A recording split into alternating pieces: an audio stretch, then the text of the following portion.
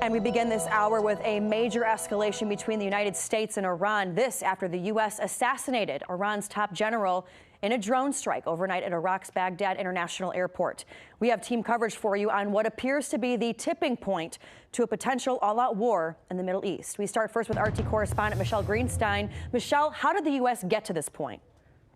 Farron, early Friday, a U.S. air raid at Baghdad International Airport killed the deputy head of a major Iraqi militia involved in the fight against ISIS. Now, the Pentagon confirmed in a statement that the airstrike had been carried out at the direction of the president and declared the attack had been aimed at deterring future Iranian attack plans. The drone strike also killed General Qasem Soleimani, a commander in the Iranian Islamic Revolutionary Guard Corps, a development that Iran's Supreme Leader Ali Khamenei warned would result in, quote, severe revenge.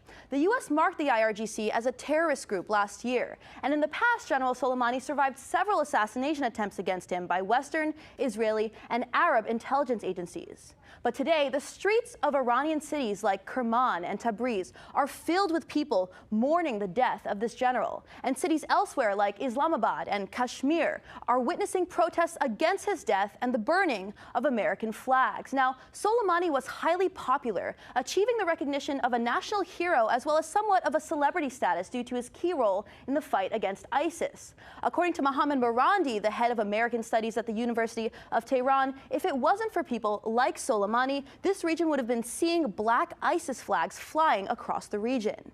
In a tweet, Iran's foreign minister Javad Zarif called the U.S. move an act of international terrorism and an extremely dangerous and foolish escalation. However, Israeli Prime Minister Benjamin Netanyahu, who spoke with U.S. Secretary of State Mike Pompeo just hours before the assassination, praised the U.S. attack, calling it an act of self-defense. Take a listen.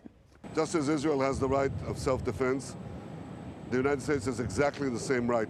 Qasem Soleimani is responsible for the death of American citizens and many other innocent people. He was planning more such attacks. President Trump deserves all the credit for acting swiftly, forcefully, decisively.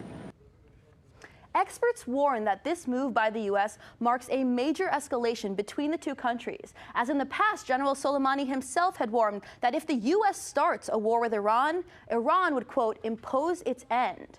Although following the drone strike, major weapons contractors like Raytheon, Lockheed Martin, and Northrop Grumman saw their stock take a rise. And significantly, Farron, this strike was made possible by the authorization for the use of military force, which gives the president the power to use military force without congressional approval, and which Congress just renewed late last year through the National Defense Authorization Act. Farron? Hey YouTube, thanks for checking out our channel. We hope you enjoyed the video. We have tons of content for you just like this. For more of RT America's one-of-a-kind news and analysis, be sure to subscribe and never stop questioning more.